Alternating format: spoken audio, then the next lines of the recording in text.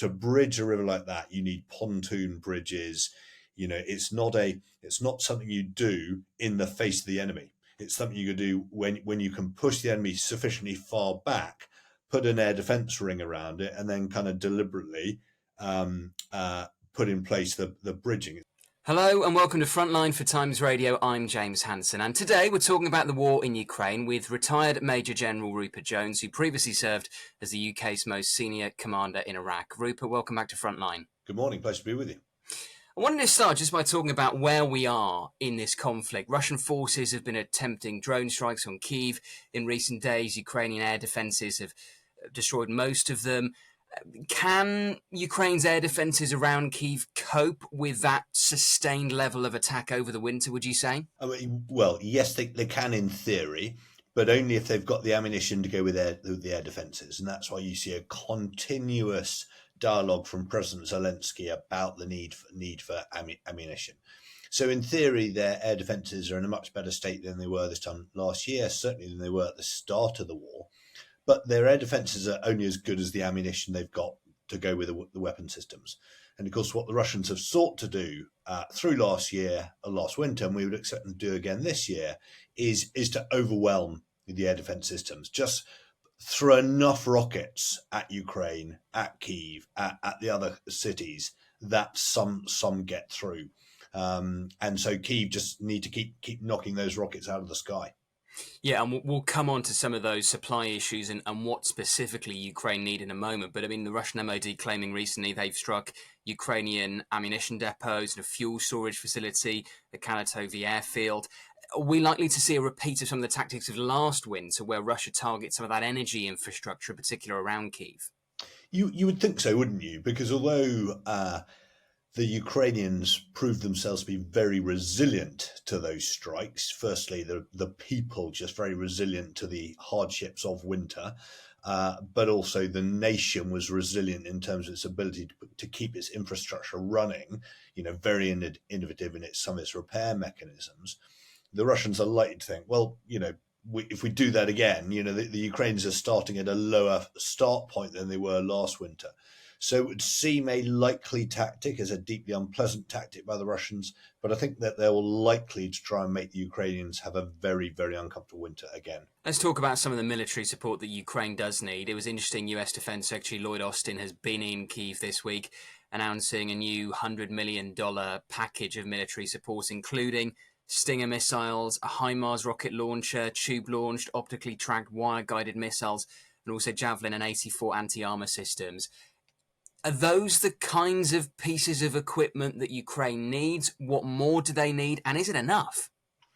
Well, I mean, there's the nub of the issue, isn't it? And it's fantastic that Lloyd Austin has made that announcement. Of course, my sense is he's in part done so for political narrative reasons, and there's nothing wrong with that. And by that I mean, there's a bit of focus away from Ukraine at the moment onto Gaza, nervousness that weapon systems that might have gone to Ukraine are heading to support Israel. And so Lloyd Austin's visit, it seems, was timed to double down on support to President Zelensky and Ukraine. I think that's the first thing to say. So there's a narrative around that package. But into the substance, all of those things are vital to Ukraine's war effort.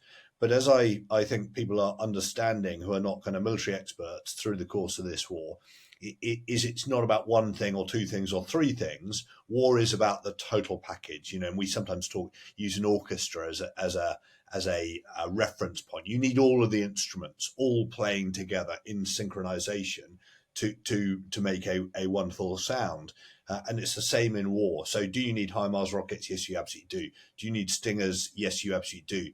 But they only work as part of the total package. And of course, the Americans are providing these weapon systems, this particular package weapons, in concert with all the other things that they have given, and indeed other allies have given.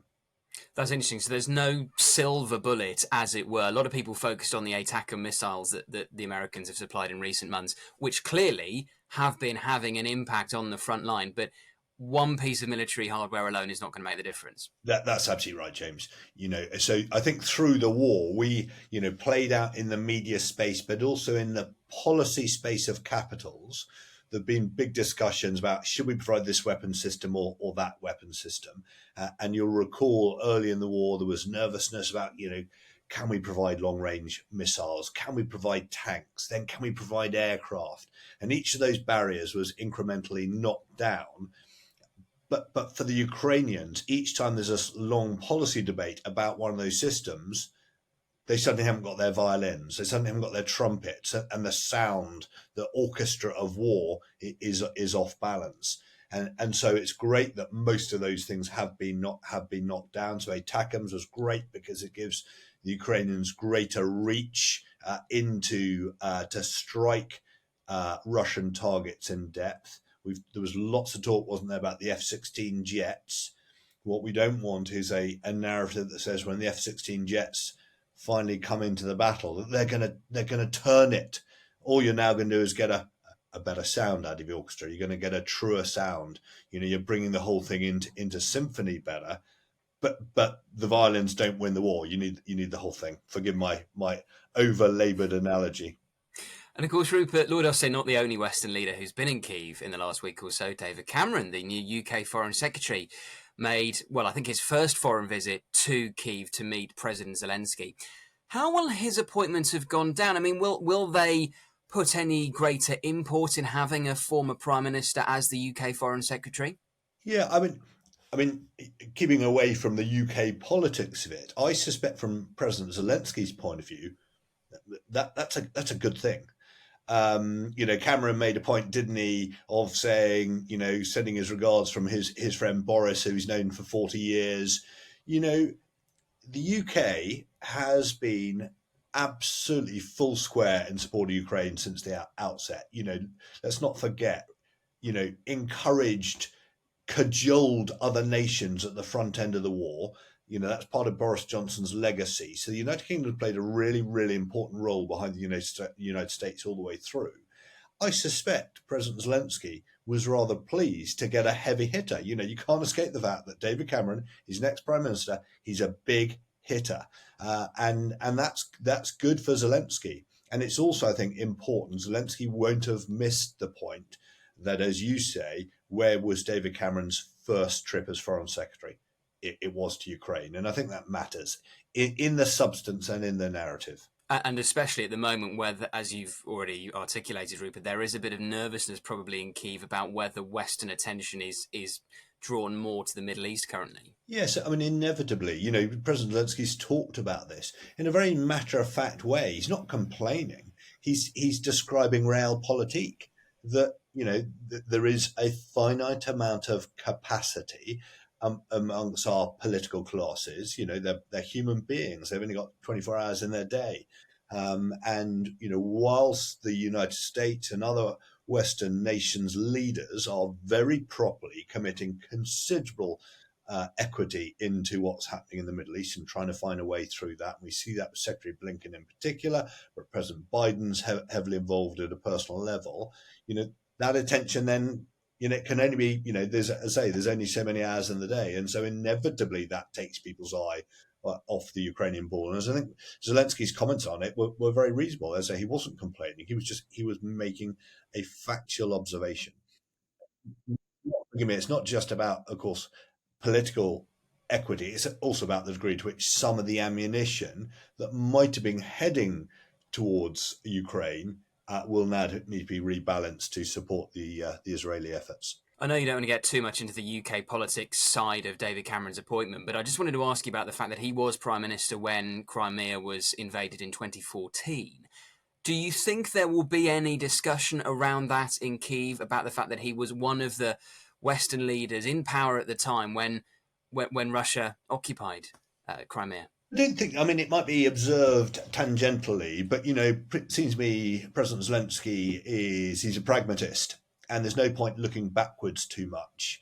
There are, I think history will highlight that the mistakes that the West made and that NATO made in 2014, 2015 were significant. Some of us were in uniform at the time, and it wasn't our job. You do as you're told, but there was certainly surprise that Russia was allowed to get away with the things they got away with. But I don't think Zelensky. I mean, one would have to ask him. But I think he's a pragmatist, and I don't think he will be pointing fingers at Cameron or anyone else. He's all about winning today. Let's go back to the front line because fighting around Avdiivka continues, and there are reports a Russian armoured column was destroyed on the outskirts of the town in the last day or so. Why is Russia so determined to capture Avdiivka? Why the emphasis on what is a relatively small town? Yeah, and you'll recall that through the course of the year, they lost tens and tens of thousands of troops around a small little town called Bakhmut that suddenly had global significance. The town itself was of no strategic significance, but it became significant. Avdiivka arguably is of slightly more significance, to some degree, it opens up the access to Donetsk. So you can make a bit more of a argument as to why it matters in and of itself. But a bit like Bakhmut, what Putin is looking for is, to use the term, a win. He wants a victory on the battlefield. He's sort of got it at Bakhmut, but just as he was kind of holding up the trophy, the Ukrainians counterattacked, and it kind of rather tarnished what might have been a little win. So he's looking for a win. He's looking to distract the Ukrainians away from their own offensives. They're having to pull reserves to defend in Avdiivka so that that blunts their own attacks. And let's be honest, he's also trying to put pressure on the West. He's trying to say to the West that you're not, the Ukraine aren't going to win here. Now, I would argue all those things will fail, but that's why he's doing it. Oh, and let's not kid ourselves. There's a Russian election coming up early next year, and whilst I'm not sure it's going to be a terribly fair election, and I think we can be fairly clear to the outcome of that. Nonetheless, he will want to bolster his own position ahead of that phony election. But if he's determined to get a win, he must think there's a reasonable chance of him getting that win of him capturing Avdiivka, and yet the sign so far is that the Ukrainians have had a lot of success just picking off the Russians with their artillery. So is he not concerned that this isn't going to plan thus far? Well, it's so interesting, isn't it? Because at one level, of course, he wants a tactical win. He wanted a win at Bakhmut. He wanted a win he wants a win at Avdiivka because he can use that as part of his narrative machine. So, does he actually want to take Avdiivka? Yes, I'd wager he does. He doesn't want to just, lose troops unnecessarily. He doesn't really care about his troops, but he wants the win. But that's a small tactical win. Does he really care about victory per se in Ukraine? I suspect now not so much. I suspect he knows realistically he's never going to achieve his original war aims. But this is the conundrum. He knows he doesn't need to win. He just needs to not lose. And this is President Zelensky's problem. President Zelensky needs to win. Russia doesn't need to win. So you're having a different calculus here. And my sense is this is where for President Zelensky there will be frustration. The degree to which the West is not backing him to win. Early on, it felt they were backing him to make sure he didn't lose. That is a wholly different thing. In war, it's about winning on the battlefield. And Ukraine need to win. And the only way they can win, there's no political, the idea that there's some kind of negotiated off-ramp where Putin goes, yeah, okay, I get it, I'll withdraw. I mean, you got the wrong actor. Putin isn't that man. So the only way Ukraine can win is on the battlefield by physically forcing the Russian forces mile by mile. And do you think for Zelensky winning also means driving the Russians out of Crimea? Or do you think, as a lot of people say, if it comes to some peace negotiations, Crimea is going to have to be a bargaining chip that's going to have to be discussed? Well, Zelensky has been really consistent all the way through the war. Ukraine is Ukraine, and that includes Crimea. And quite rightly, he's not going to give even a whiff of compromise on that, because as soon as he does, it'll be exploited. So he has to have an absolute objective.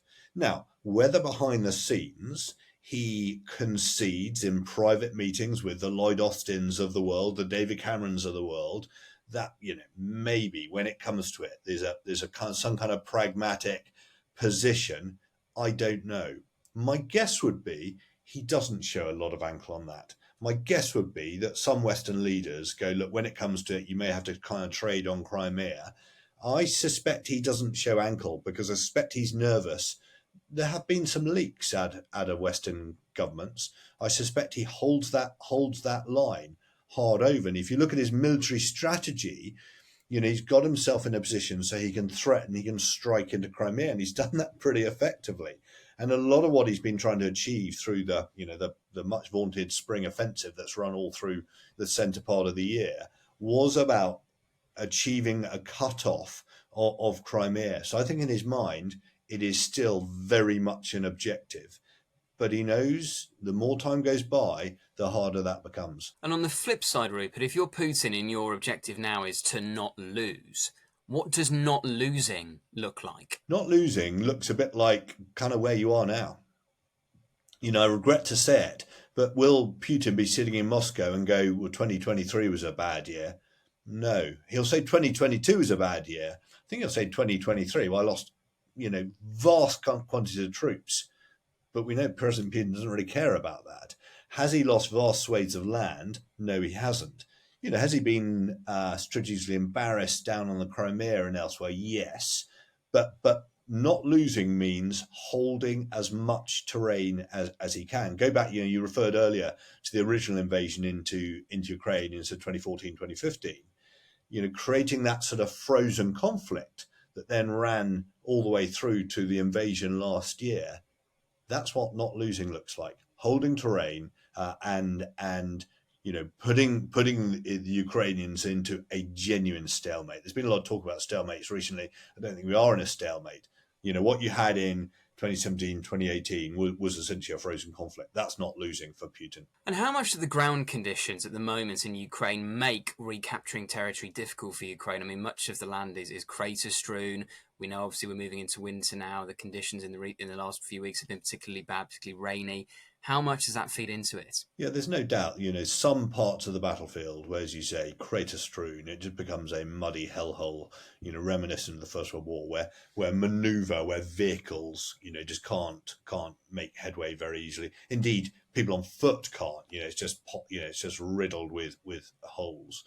But even elsewhere, as you're alluding to, as you go through the back end of the autumn and the rains really get heavy, that is never a good time for military forces, either the Russians or the Ukrainians, because it's just so muddy. Your armoured vehicles find it hard to move. You've got a lot of wheeled vehicles. They struggle. Yeah, and again, people on foot, it's just heavier going. It's not to say you can't fight, but it is harder going. But what the Ukrainians have always rightly said is that once the ground freezes, the Ukrainians and Russians are pretty resilient of fighting in war. Once the ground freezes, it's easier again. Not as easy as it is in summer, but say they're pretty experienced at fighting in winter conditions. So really, the hardest period is during the transition through the really wet period before the ground properly freezes. I want to come on to the Dnipro River in a moment. Just first, though, finally on Avdiivka. Were the Ukrainians to fully hold off the Russians with their attempts to encircle and capture Avdiivka, and were the Russians to redeploy, do you think there's a genuine chance that then Ukraine would mount an offensive to reclaim Donetsk?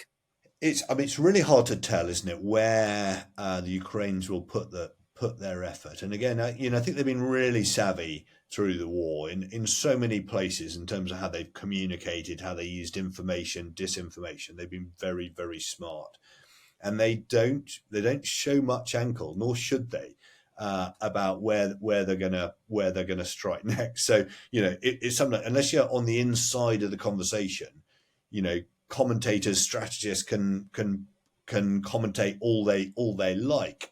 But they've tended to kind of cause surprises along the way. So I wouldn't want to wager where they'll put their focus. Coming on to the Dnipro River, then Ukraine says its troops are now on the east bank of the river in the Kherson region.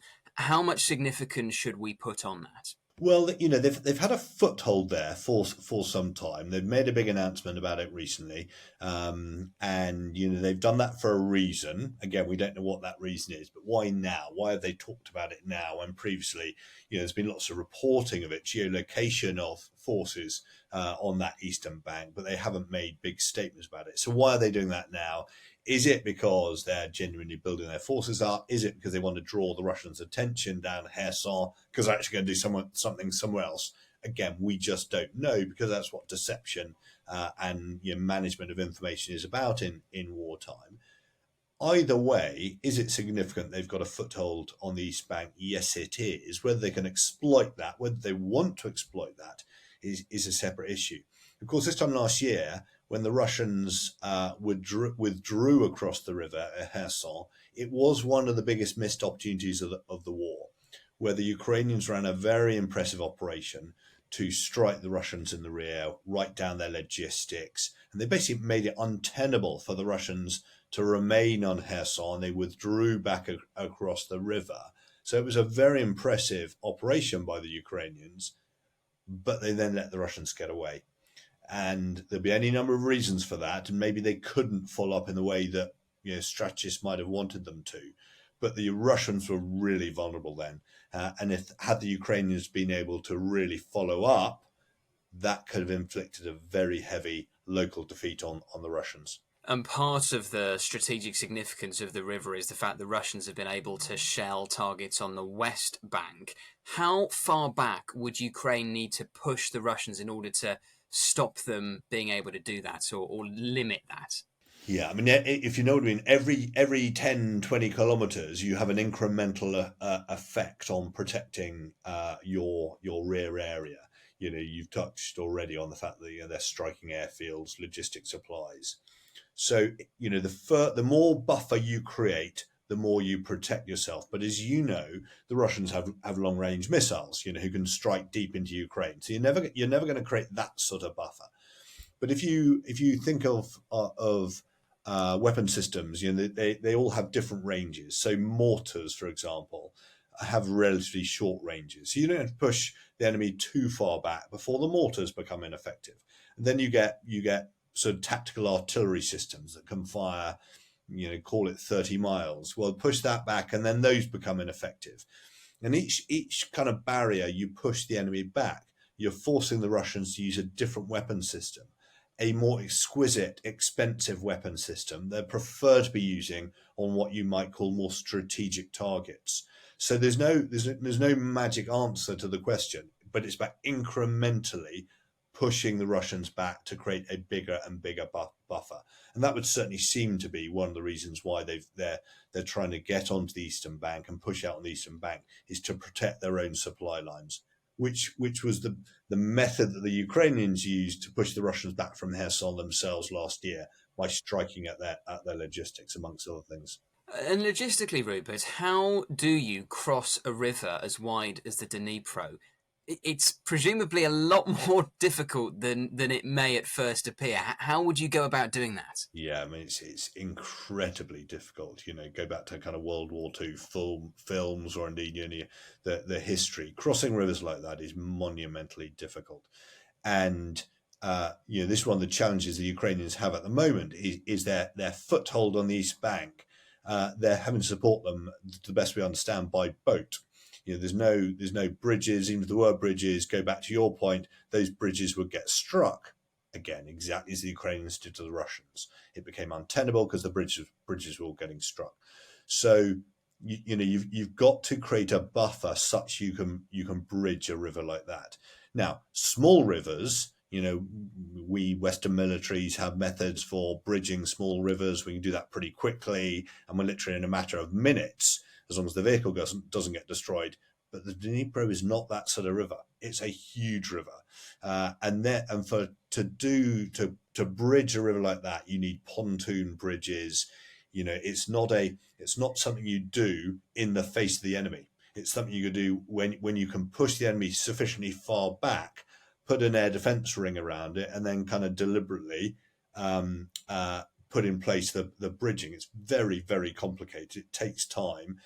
And then having done it, you've got to protect it over an extended period of time, because it then becomes a prize target for the Russians. So it is not a quick undertaking. You said earlier, Rupert, that you don't agree with an assessment that the war is at a stalemate, but of course that is a word that's been used recently by General Zaluzhny, Ukraine's military commander-in-chief. What did you make of his use of that language?